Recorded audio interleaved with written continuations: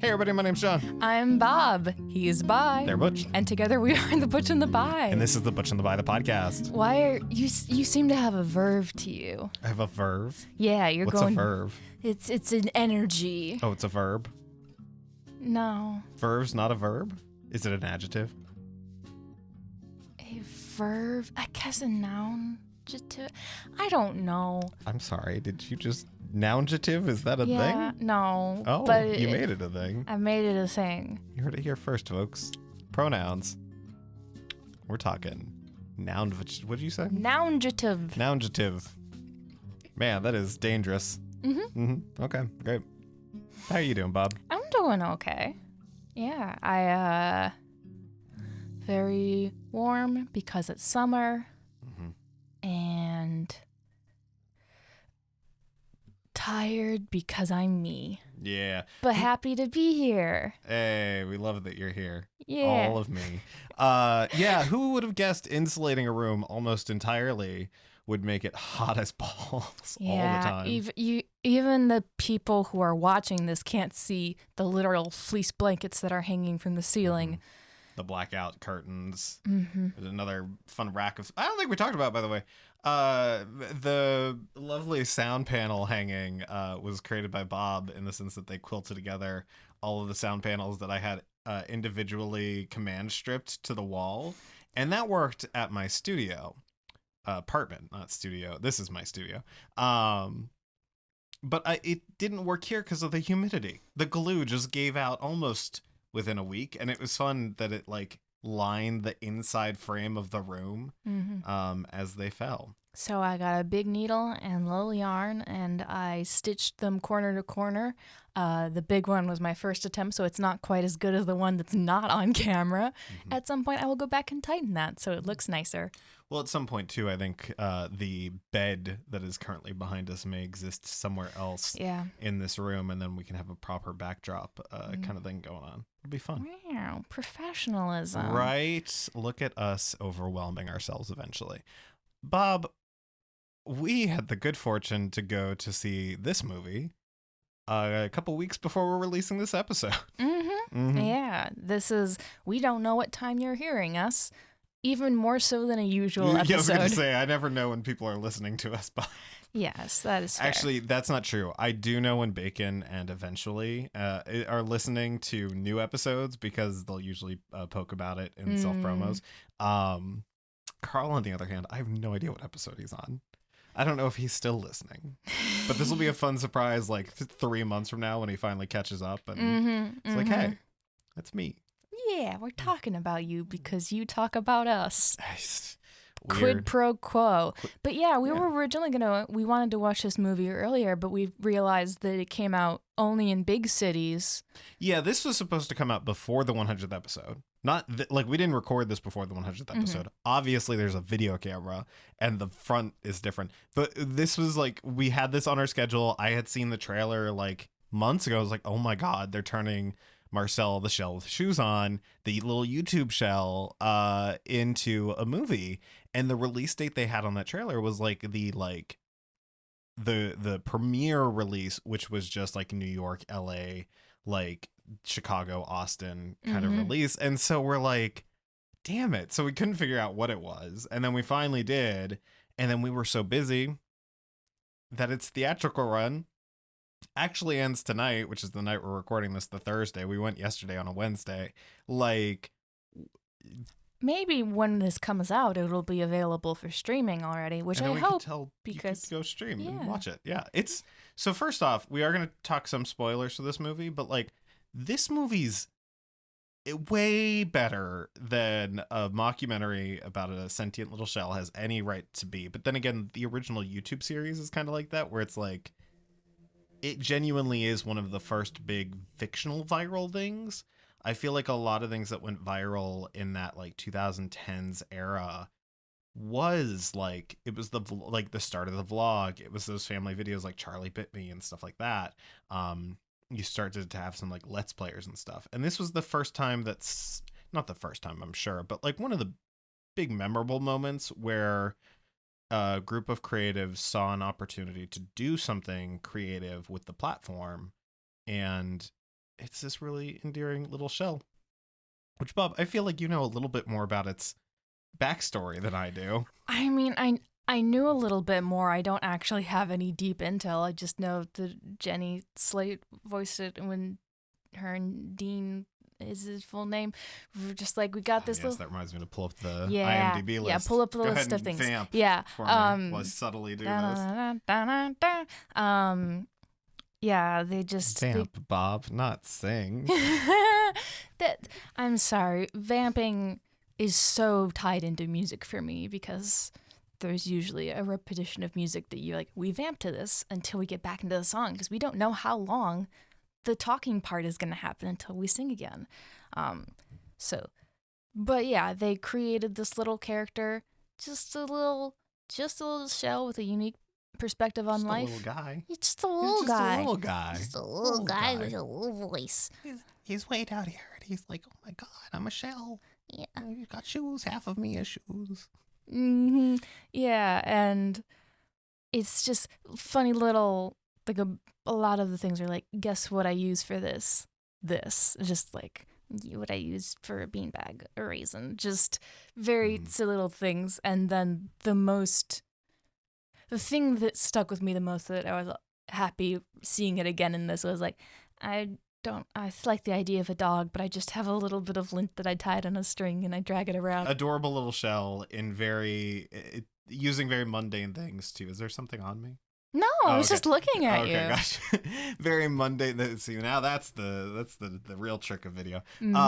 Really mundane things in really cute and ingenious little and just ways. Being a tiny little stop motion animation little shell with shoes on. Also, I love things that like shell with shoes on or something with this in, because there's in Terry Pratchett's world, of Discworld, there's rock music is music with rocks in.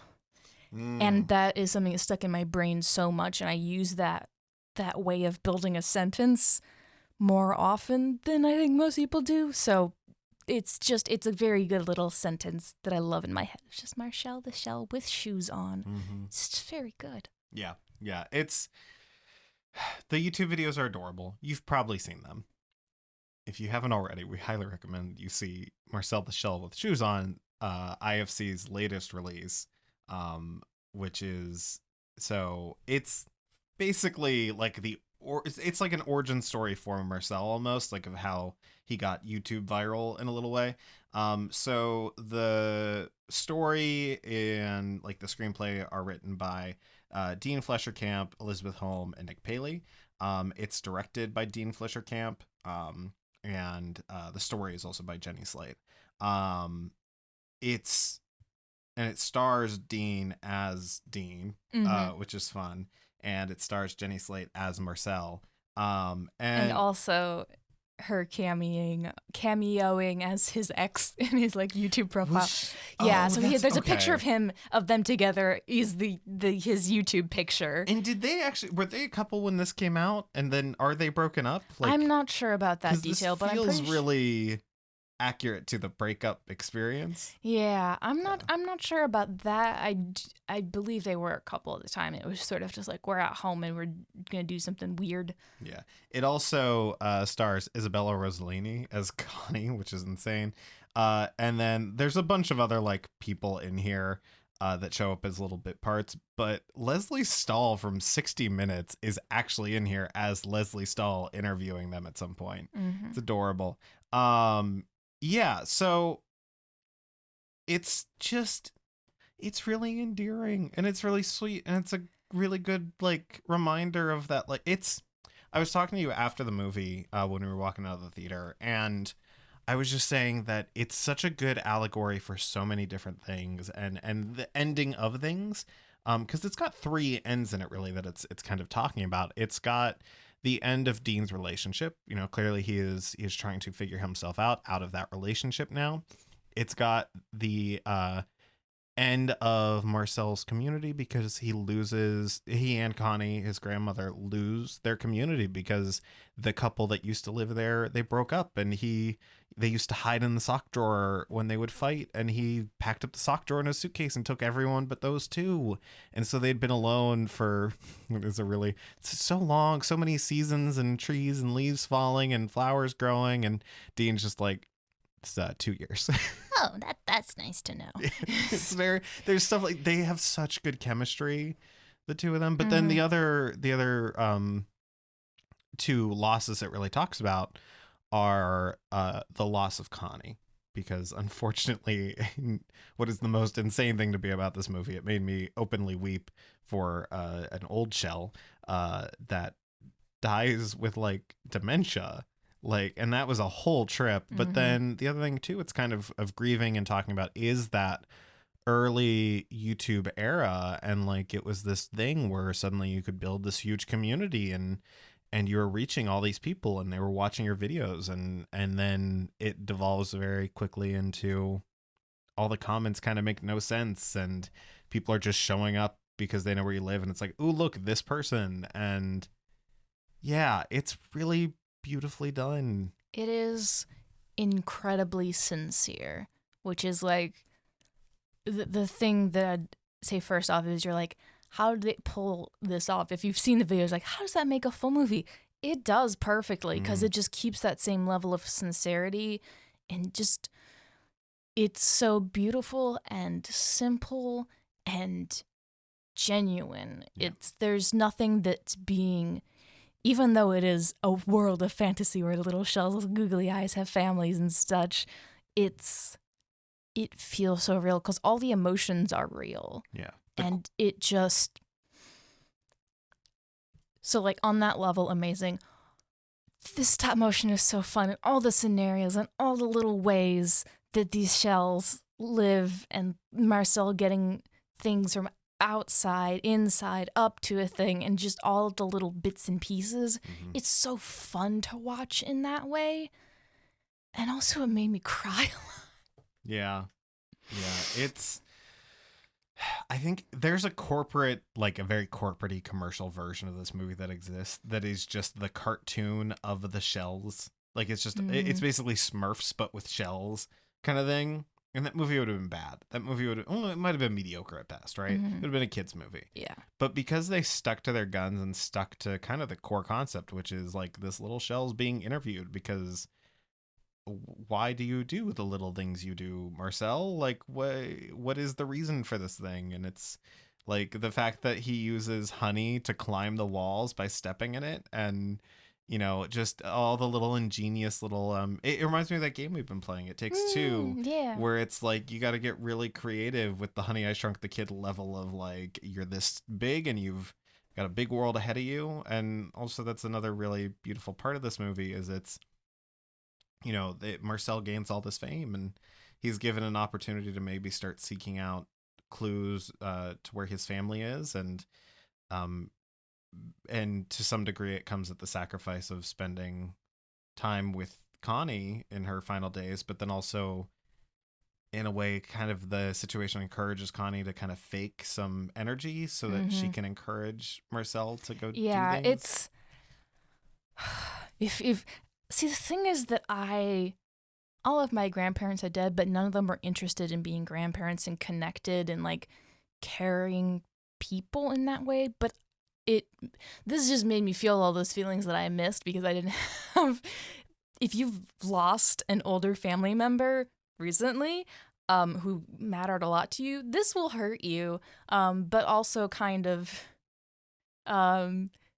it also gives you some thoughts of how to deal with that, and remembering that life continues on after these things, and that what they really want for you is to keep living and after they're gone. Yeah.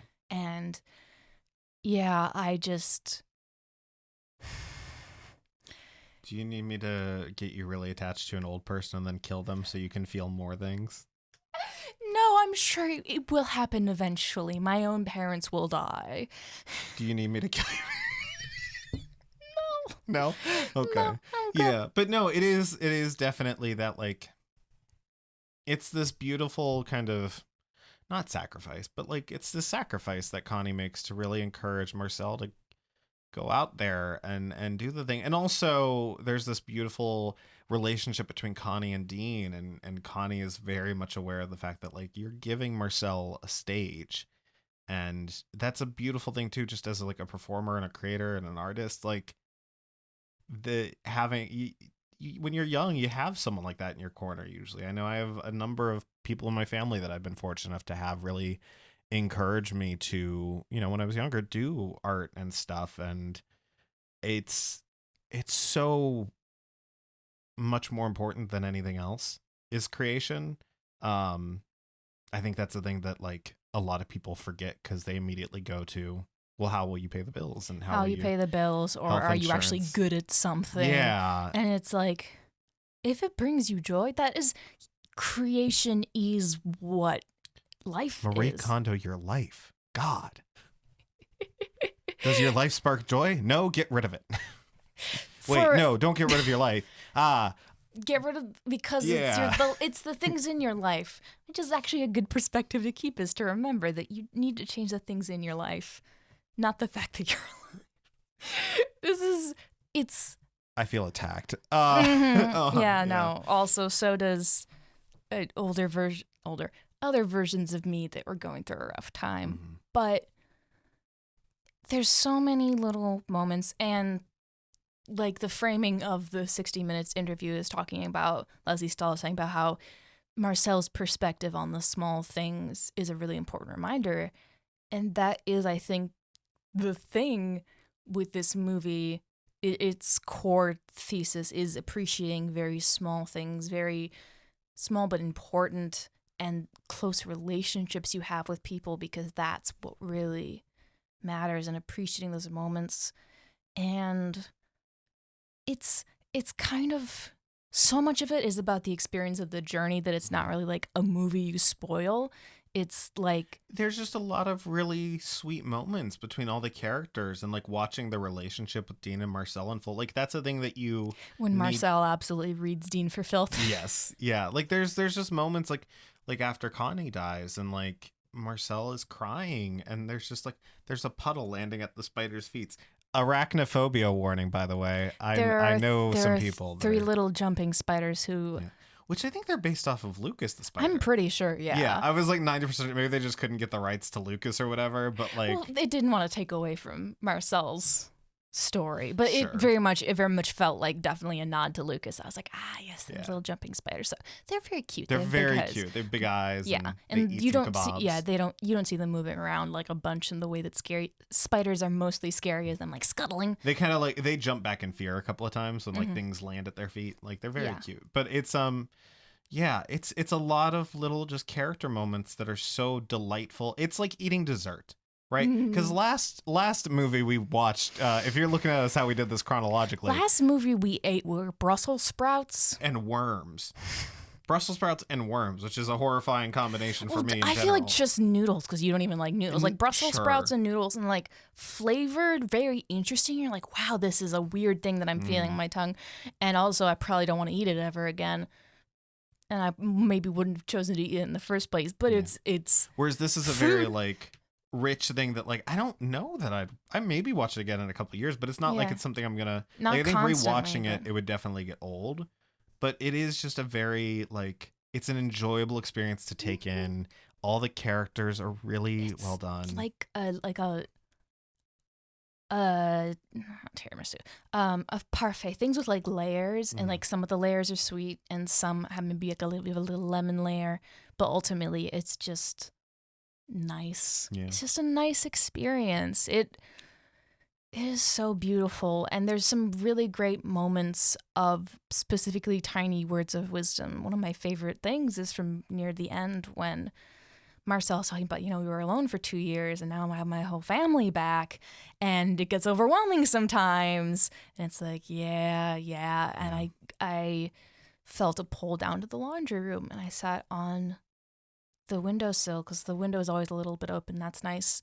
And the wind blows through my shell and makes a very soft whistling noise. And it's I this is the sort of thing that I wish I had memorized verbatim because it was so beautiful and sweet about how, like, that's me in the space. The noise wouldn't exist without me. And I like to just be a part of the world. And that was the cherry on top of the parfait. It was just, yes. It's so life affirming and about community and the loss of community and finding it, like the desire to be connected to the world and to others. And yeah, even when it hurts when you lose people. Yeah. It does a really great job of showing that, yeah, you can be alone and you can survive and you can even find joy and beauty in the little things. But there's always that like longing of like, and it's not a like, because we're not strong proponents of like, you need a family to be satisfied with life. You need a big family or this, but you just having connection to other people is one of, I think, the only thing that's truly important to do in life. Even if it's not for a long time, maybe it's not something you do consistently, but having that connection at some point and being able to know that you impacted someone's life the same way that they impacted yours. And if you're fortunate, that happens more often than not. But I think this movie does a beautiful job of reminding you too of like, yeah, Marcel was mostly alone, but he also was like taking care of Connie and helping Connie get through a very difficult time of confusion and pain, and how there's beauty in that, but also to not let that kind of like hold you back from doing the things you need to do. In that way, it's sort of addressing the fear of healing. Like when you're so well what it is like to just struggle and survive, and to actually be happy can be scary at times. And to take a chance to be happy at the possible expense of losing something else is very like... To have stability and to risk it to pursue happiness is a giant leap that is hard to take. And that's what this... When Marcel says, like, what if everything changes? And Nana Connie says, like, it will. Mm-hmm. It's always changing. So make the choices that are going to take you towards something that you want. Yeah, there was another thing I was watching that was very much like things are going to happen. I think this had to have been a darker thing I was watching. It might have been like not How to Get Away with Murder, but Only Murders in the Building or something. But it was very much like how it's up to you whether or not this thing happens. Or no, it's not up to you whether this thing happens or not. It's how it happens. Like it's either going to happen and they're going to just, it was a TikTok about when someone dies or gets a divorce and what happens with like the money when you pay like life insurance and stuff and like that kind of thing. And it was just like, either you decide now where that stuff goes and who that goes to, or the government decides after. And I found a very beautiful metaphor in a very weird TikTok of just like, you have no control over certain things, but you do have control about how you're going to approach it. Even when things completely feel out of control, because we've both been in situations where it's like, it feels like nothing's in your control. And in reality, there are plenty of things that you can do. Mm-hmm. It's such a beautiful movie. It's so good. And a beautiful TikTok. I'll see if I can find it again and share with you. I'm kidding. I can't find it. Finding a TikTok after you've seen it? No way. Not with the frizz. Please watch this movie. Yeah. Yeah, it's... Tweet nice things at Jenny Slate. Tweet nice things at women, please, on the internet. Please stop, and not about their breast size. God, stop, just stop. Dan, Nikki, your bobbies. I'm a Bobby girl. Speaking of, we're very excited for whenever that movie comes out, because we're definitely doing an episode. You've seen the interviews with who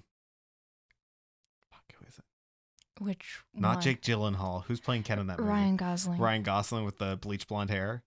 I haven't actually watched any interviews. I just know it's Greta Gerwig, and she's made things people like. Well, so no. So Ryan Gosling did the movie. He filmed it and everything, but he's been on the press tour for The Gray Man, but he actually bleached his hair. So he's just had the Ken bleached hair. Yes, I've seen a couple of stills of this and been like, that's so funny. It's very good. There's been a couple interviews where people ask him, but anyways, this isn't about Marcel the Shell anymore. I don't know, any final thoughts on Marcel the Shell? As I swallow into the microphone. It's very beautiful, and it makes me excited to be an artist and to be alive. Reminds you that you're running out of time, and make the most of that time with the people that you want to make it with, and don't spend it doing the things you don't want to do, because before you know it, you are in your late 20s and doing great. Anyways, you can visit www.thebutchandthebide.com. That's A-N-D, not ampersand, because I've developed the perfect customer service voice over the years of service. Bob, on that website, you know what they can find? They can find... That wasn't a cue for you to talk. They can find our social media links, which we are now on Letterboxd. Well, we were a couple months ago, but now we're there. Just posting the episodes and stuff. But, if you like that community and... that's where you want to see our faces pop up. Not that our faces are there, but there's that. Maybe, just maybe, I'll put some other stuff there. You can also, we're on Letterboxd, and then what was the other thing we're doing? Guests. Mm-hmm. Yeah. There's guests coming. Yeah, we'll have other people. Hard and fast.